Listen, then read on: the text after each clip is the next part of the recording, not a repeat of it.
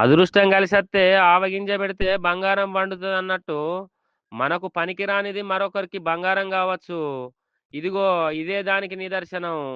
ఇంటి ఆవరణలో తుప్పు పట్టి ఏళ్ల తరబడి పక్కకున్న పాత ట్రాక్టరు యజమానికి మాత్రం జ్ఞాపకం మాత్రమే.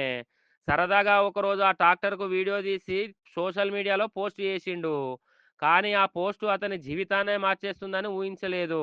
ఆ వీడియో విదేశీ యాంటిక్ వాహనాల కలెక్టర్ కంటబడింది.